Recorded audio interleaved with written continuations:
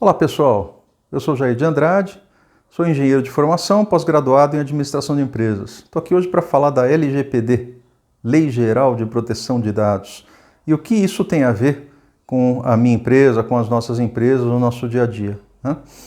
Em setembro do ano passado, quer dizer, em setembro de 2020, o governo federal ele aprovou uma lei que faz com que as empresas tenham obrigação de zelar pelos dados de pessoas físicas as quais eles recebem, seja pela internet ou seja mesmo em atividades presenciais, né, numa loja, num balcão, né?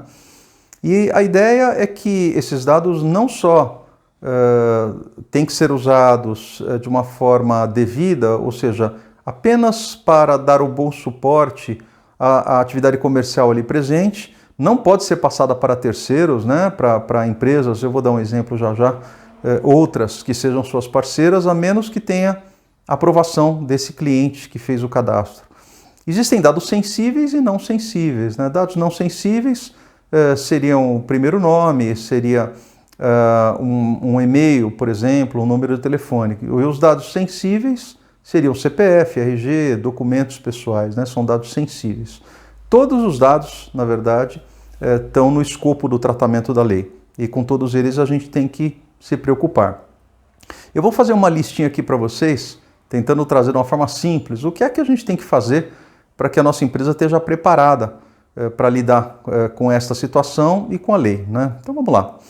Eu dividi aqui, não apenas por uma questão didática, mas também por uma questão de ordem, né, de realização das coisas, esse processo de implementação da LGPD nas empresas em duas fases.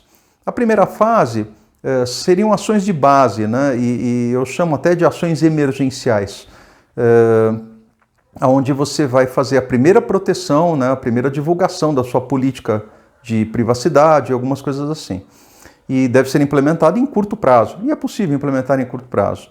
E a fase 2 é uma fase de implementação de segurança para mapeamento de processos junto aos usuários, né, que fazem uso das bases de dados. Muito bem, a fase emergencial ou urgente, ela inclui a declaração da política de privacidade da sua empresa. Ela deve incluir também, se a sua empresa tem um website, nas páginas de coleta de informação do website, uma declaração simples de para que esses dados vão ser utilizados. Quer dizer, a pessoa só vai mandar aquele formulário se ela concordar. Se você puder, inclusive, colocar ali um box de escolha, né, eu aceito essa política de coleta de dados, melhor ainda, né, você vai estar melhor protegido.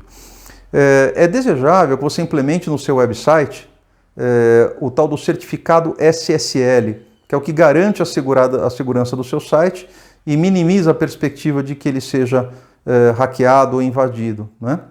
Então, para isso, você fala com o seu provedor de hospedagem internet que ele deverá prover a você o tal do certificado SSL, né? É aquele que vai mostrar o cadeadinho fechado no canto da tela, quando a gente chama um site. Outra coisa importante, você apresentar a palestra de orientação aos colaboradores da sua empresa, porque todos os colaboradores têm que estar cientes a respeito dos riscos, mesmo aqueles que não manuseiam dados com maior frequência, mas para que tenham uma noção verdadeira de quais são as implicações de quando essa lei é transgredida, não é? Outra coisa que é importante fazer, nomear o encarregado pelos dados, pelo tratamento de dados, ou encarregado responsável controlador de dados cadastrais. O pessoal chama aí, trouxe um linguajar aí, né, norte-americano aí, DPO, né, que é o Data Protection Officer, o oficial de proteção de dados, né? Então você define um funcionário da sua empresa, um colaborador, o nomeia através de uma carta para essa finalidade, ele passará a ser o responsável pelos dados coletados através da internet ou através de outros tipos de formulários. Muito bem. E o último ponto das ações emergenciais é divulgar no website da sua empresa. Pode ser naquela página de contato que em geral a gente abre, né? Não Fale Conosco. Colocar os dados de contato além para contatos com o departamento comercial ou técnico, você colocar de uma forma expressa quem é o encarregado dos dados, quem é o DPO da sua empresa e o e-mail de contato direto com ele, né? Tudo bem, implementada esta fase 1, aí a gente entraria na fase 2, que é uma fase de implementação de médio para longo prazo, cujo objetivo é desenhar o fluxo de processo dos dados, de que maneira que os dados são manuseados na sua empresa, onde os dados são armazenados, se há cópias de segurança, quais são os sistemas, dispositivos de proteção, sejam firewalls ou sistemas de antivírus, né? Então aí é uma ação mais de médio e longo prazos, tá bom? Então, basicamente o que fazer? Política de privacidade, declaração no teu site, o certificado SSL, definir quem é o teu encarregado dentro da sua empresa e divulgar os dados desta pessoa, né? Esses são os mais elementares.